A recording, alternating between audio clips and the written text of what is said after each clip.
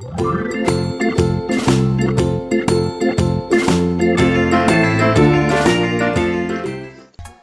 halo semua, pada kesempatan kali ini kita akan membahas tentang materi promosi produk.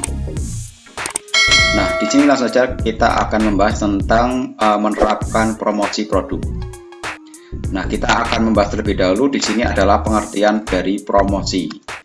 Nah, pengertian promosi sendiri menurut para ahli disebutkan para ahli yaitu Ciptono pada tahun 2002. Nah, menurut Ciptono, promosi adalah bentuk komunikasi pemasaran. Artinya, aktivitas pemasaran yang berusaha menyebarkan informasi, mempengaruhi atau membujuk dan atau mengingatkan pasar sasaran atas perusahaan dan produknya agar bersedia menerima, kemudian membeli, dan loyal pada produk yang ditawarkan perusahaan yang bersangkutan. Nah, lain yang mendefinisikan tentang promosi yaitu Swasta dan Irawan pada tahun 2005.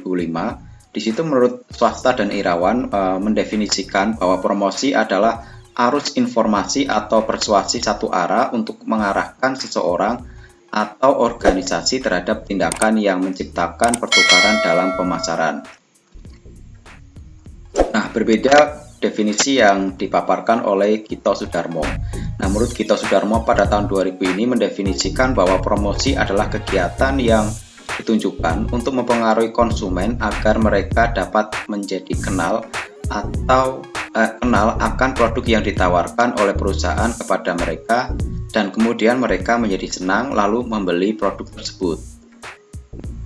Nah, menurut Kotler tahun 2000 mendefinisikan bahwa promosi adalah bagian dan proses strategi pemasaran sebagai cara untuk berkomunikasi dengan pasar dengan menggunakan komposisi bauran promosi atau promotional mix ya. Kemudian tujuan promosi. Nah, di sini adapun tujuan dari promosi itu ada 7. Yang pertama adalah untuk menyebarluaskan informasi barang atau jasa perusahaan kepada pasar.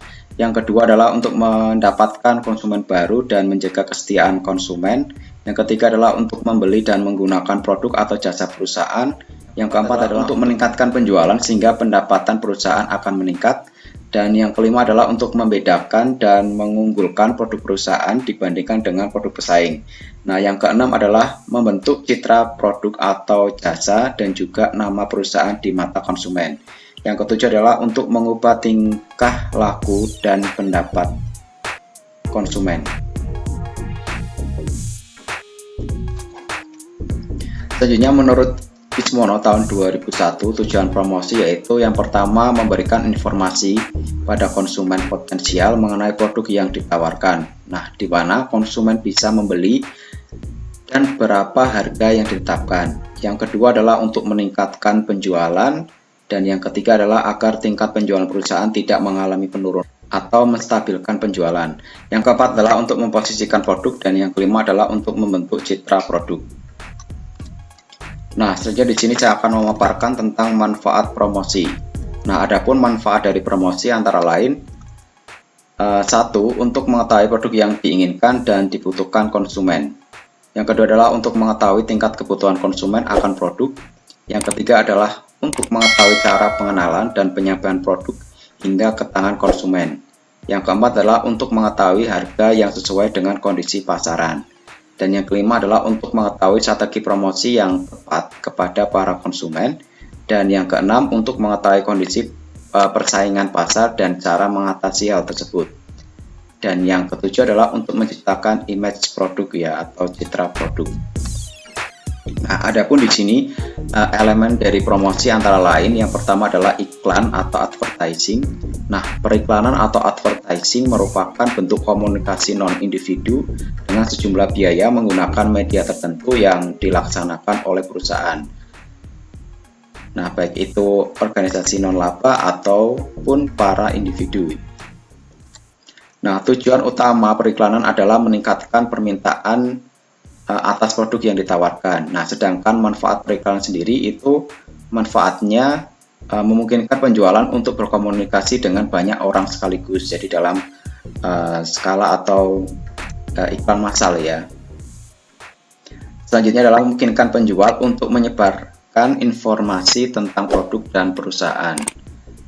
Yang selanjutnya, yang ketiga, memungkinkan penjual untuk mendramatisir ya perusahaan dan produknya melalui penggunaan cetakan, suara, dan warna yang menarik perhatian. Nah, advertising umumnya bersifat massal ya, tidak ditujukan untuk individu tertentu secara khusus.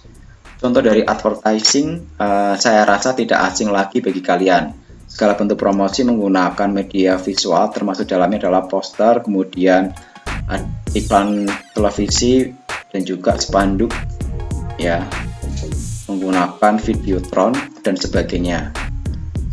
Nah, seperti contoh di bawah ini ada iklan dari beberapa produk seperti Floridina, Nuvo, kemudian Yakult.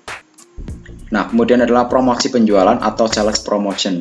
Nah, promosi penjualan merupakan kegiatan pemasaran selain personal selling, periklanan dan publisitas yang mendorong efektivitas pembelian konsumen dengan menggunakan alat seperti peragaan, pameran, demonstrasi, dan sebagainya. Juga potongan harga seperti diskon pembelian produk. Nah, beberapa contoh metode promosi penjualan, pemberian contoh barang secara cuma-cuma. Ini merupakan salah satu alat promosi penjualan yang dianggap paling mahal tapi juga paling efektif. Nah, kemudian metode yang lain adalah kupon berhadiah. Nah, cara ini sangat efektif karena membuat orang mudah tertarik. Kemudian metode promosi yang lain itu kita menggunakan rabat. Nah, rabat adalah merupakan pengurangan harga yang diberikan kepada pembeli. Nah, kita bisa mengurangi harga dari harga yang barang yang kita jual. Kemudian adanya potongan harga langsung, kemudian adanya peragaan, yaitu peragaan itu memamerkan barang-barang pada waktu tertentu, tempat dan situasi tertentu. Publisitas adalah jumlah informasi tentang seorang, barang, atau organisasi yang disebarluaskan ke masyarakat melalui media tanpa dipungut biaya ataupun tanpa pengawasan dari sponsor. Nah, bila dibandingkan dengan alat promosi yang lain, publisitas memiliki beberapa kebaikan, antara lain yang pertama itu lebih dapat dipercaya sebab berupa suatu berita bukan iklan. Yang kedua adalah dapat menjangkau orang-orang yang tidak mau membaca iklan. Yang ketiga, jauh lebih murah karena tanpa biaya. Kemudian yang keempat adalah dapat ditempatkan pada halaman depan dari sebuah surat kabar atau pada posisi lain yang menyolok. Nah, yang selanjutnya adalah penjualan perorangan atau personal selling. Nah, personal selling sendiri itu merupakan suatu usaha memperkenalkan suatu produk melalui komunikasi langsung atau tatap muka atau face to face agar konsumen tertarik untuk membeli produk yang kita tawarkan. Nah, sebagai salah satu variabel dari promosi personal selling, memungkinkan penjual untuk mengadakan hubungan langsung dengan calon pembeli sehingga penjual lebih dapat mengamati karakteristik beserta kebutuhan pembeli. Yang kedua adalah memperoleh tanggapan dari calon pembeli, dan yang ketiga adalah membina berbagai macam hubungan dengan pembeli baik dalam hubungan bisnis ataupun persahabatan yang erat. Nah, itu saja materi yang bisa saya sampaikan pada pertemuan kali ini. Nah, untuk pertemuan atau video yang selanjutnya nanti kita akan membahas tentang materi melakukan promosi produk. Nah, terima kasih. Jangan lupa untuk selalu like, comment, share, dan klik tombol subscribe serta klik tombol loncengnya. Terima kasih.